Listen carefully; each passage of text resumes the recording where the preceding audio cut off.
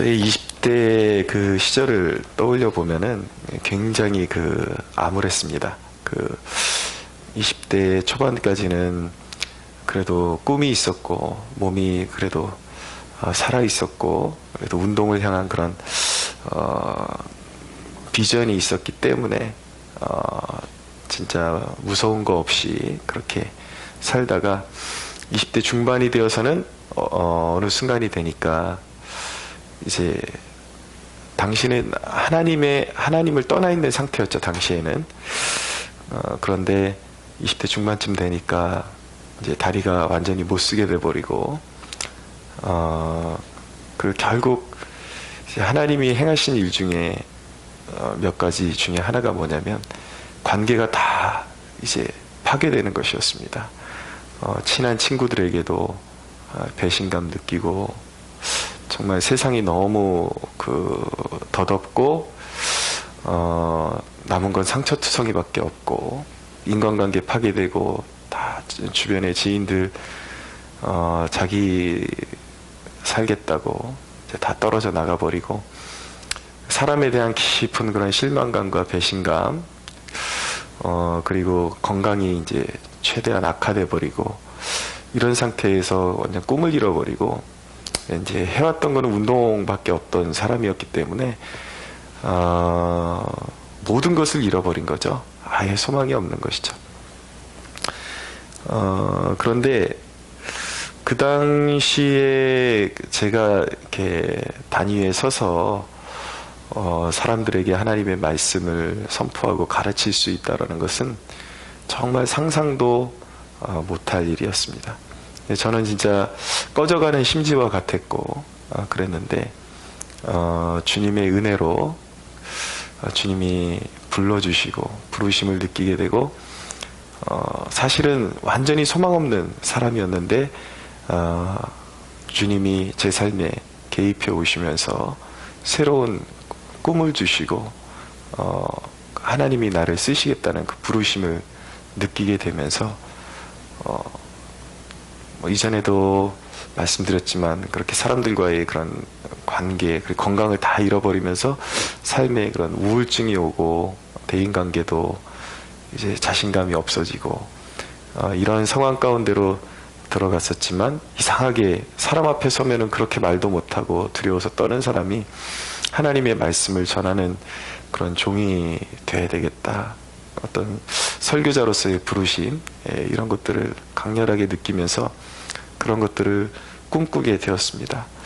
근데 정말 하나님께서는 그렇게 제안해 주신 소망, 그 꿈대로 하나님은 이루어 주셨고, 또 지금도 이루어 가고 계시는 중이죠. 그래서 첫 사역지부터 그런 이제 청년 대학생들을 지도하는 교회로 가게 돼서 정말 많은 청년들을 이제 지도할 수 있는 기회가 있게 되었습니다. 그래서 말씀을 가르치고, 한때 그런 걸 참 느꼈습니다. 아니, 나처럼 이렇게 배움도 부족하고 연약한 사람이 당시에 우리나라의 청년들이 가장 많이 모여드는 교회 중에 하나였기 때문에, 굉장히 방학 되면은 해외에서 유학하다가 들어온 애들, 어디 내놓을 만한 이제 대학 다니는 애들도 많고, 그렇죠. 그런데 그런 상황 가운데서 그런 청년들을 지도하는 제 자신을 언젠가 발견하게 되면서, 참 하나님의 말씀은 신실하고, 하나님은 정말 가치 없고 연약한 자를 들어서 존귀하게 만들어 주시는 분이시구나라는 것을 새삼 느낀 적이 있었습니다. 근데 우리의 삶 가운데 보면 그런 굉장한 시련 가운데 있는 사람들이 꼭 기억해야 되는 말씀이 뭐냐면, 하나님을 경외하는 자들에게 주시는 하나님의 뜻은 무엇인가? 이제까지 그 실패와 절망과 고통이 있었을지라도 16절, 18절 끝에 보면은 그것을 이전 일을 기억하지 말며 옛날 일을 생각하지 말라라고 말씀하고 있는 것입니다. 이전의 괴로움, 이전의 고통, 사람들한테 괴로움 받았던 것, 그런 것에 매이지 말라는 것입니다. 더 이상 그런 것 때문에 고통받지 말라. 상처라는 것, 이 상처가 아름답게 승화되면은 그것이 굉장한 열매를 맺는 자양분이 되는데, 왜 이렇게 그 믿는다 하는 사람들 가운데서도 상처에 골마 터진 영혼들이 많은지 모릅니다. 그런 쓴뿌리가 제거되지 않으면, 그런 하나님이 어떤 그런 좋은 기회들을 주셔도 그런 것들을 잘 활용할 수 없는, 그리고 결국 하나님이 열매를 맺게 해주셔도 필요 없는 그런 상처의 열매들도 함께 맺게 돼가지고 결국은 자기도 고통받고 주변에 있는 사람들도 고통받게 되는 것이죠. 그래서 상처가 있는 사람들은 항상 그런 이렇게 고름이 나와요. 고름이 나오니까 자기 혼자만 아파하는 것이 아니라 그 상처받은 사람이 계속 이제 존재하면서 계속 상처를 낳습니다. 또 다른 상처를 낳고 다른 사람들을 아프게 하죠. 그러니까 하나님이 원하시는 것은 무엇입니까? 하나님이 원하시는 것은 하나님이 우리를 향하신, 각 사람을 향하신 그런 놀라운 계획이 있음을 신뢰하고, 그 예전에 상처받았던 것들, 예전에 실패했던 것들 다 그냥 내려놓고 하나님이 행하실 일을 기대하면서 하나님의 선하심 가운데 옛날 일을 기억하지 말아라 라는 것이 하나님이 주시는 처방인 것입니다.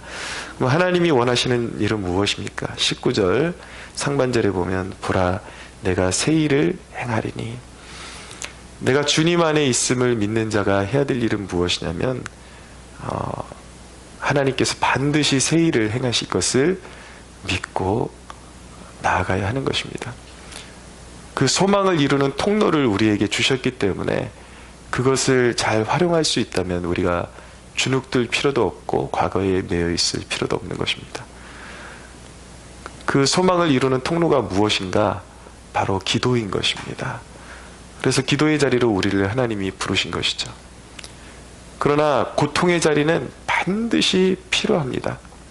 그러니까 하나님께서 교회 역사를 보면은 하나님의 백성들을 항상 고통의 자리에 두시거든요.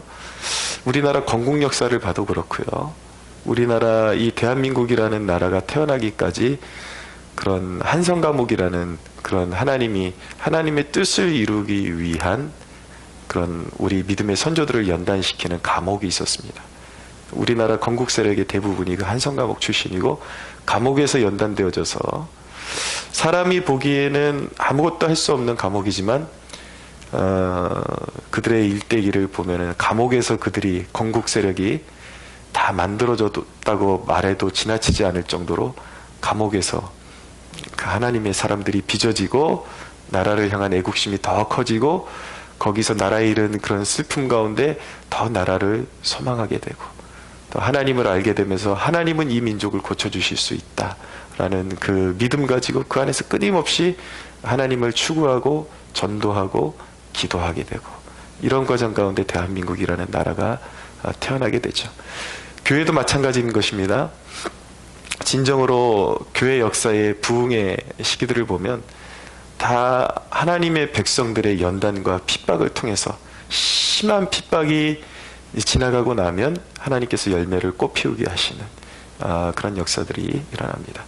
중국에 지하교회가 있는데 지하교회 지도자들도 하나님께서 부흥을 주시기 위해서 문화혁명 때 그 모진 핍박을 허락하시죠.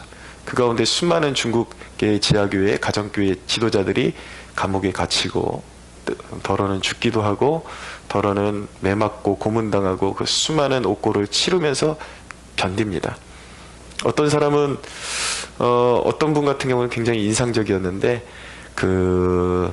이제 감옥에 잡혀 있다가 나는 예수를 안 믿기로 내가 예수님을 거부하면 언제든지 감옥에서 나올 수 있는 건데 거부하지 않고 견디고 있는데 이 당국에서 그냥 이 사람을 중간에 풀어줘 버린 거예요.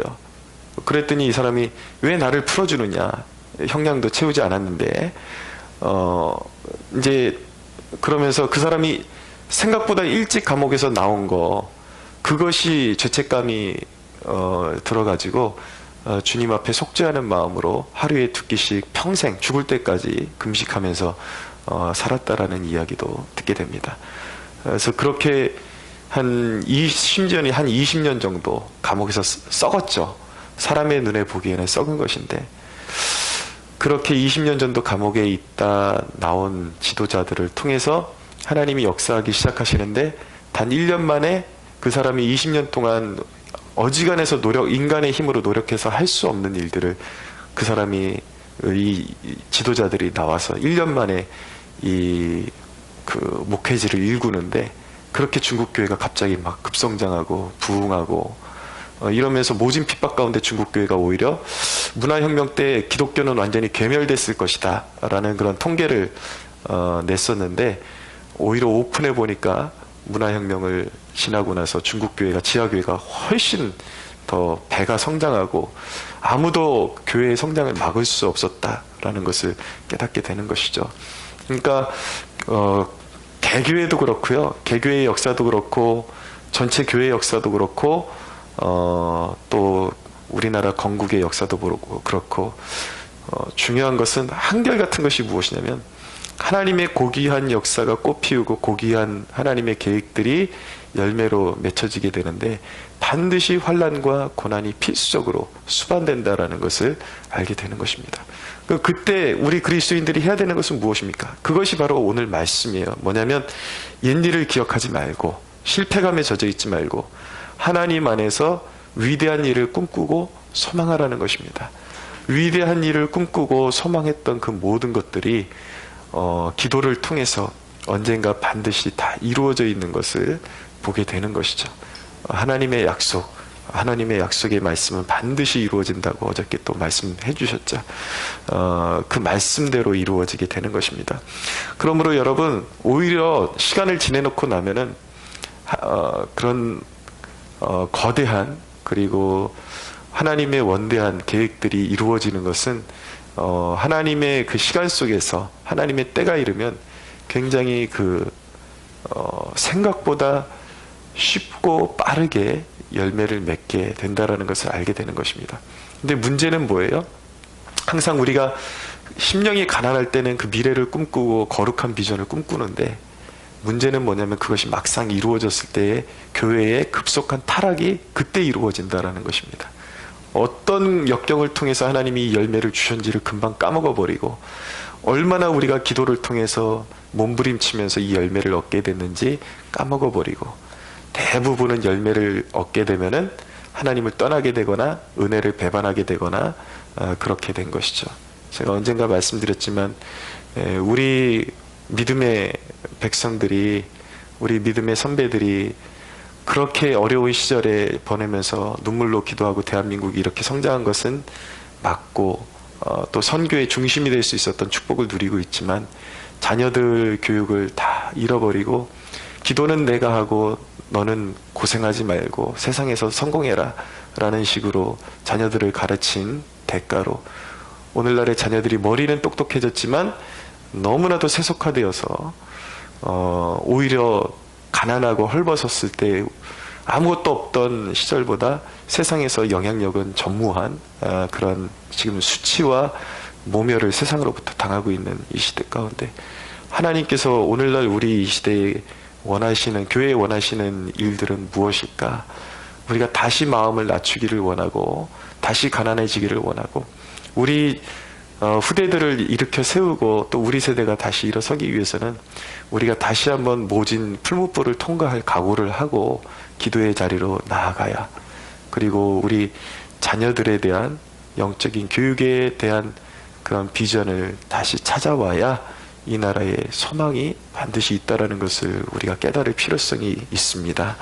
그러니까 아주 가난하고 아주 헐벗었을 때에 원대한 비전을 꿈꾸는 것은 좋은데, 반드시 그렇게 하고 하나님께 기도해야 되는데, 그 원대한 것 자체에 포커스를 맞추는 것보다 더 중요한 것이 무엇이냐면, 언젠가 하나님이 그 꿈과 비전을 이루셨을 때에 우리가 주님께 등 돌리지 않고 배도의 타락의 길로 가지 않게 해달라는 그 기도 제목이 지금부터 이루어져야 되고, 그리고 내 삶 가운데 하나님께서 내가 그동안 눈물로 기도했던 걸 이루어 주셨을 때에 그 열매를 취하는 건 너무 쉬운데 그것을 어떻게 하면 하나님이 기뻐하시는 방법으로 승화시켜서 사용할 수 있을까에 대한 고민이 이미 고난의 시절에 그 마음이 확고하게 서 있지 않으면 언젠가 사람이 하나님이 성공을 주실 때에 자기도 모르는 사이에 금세 변질되고 타락할 수 있다는 것.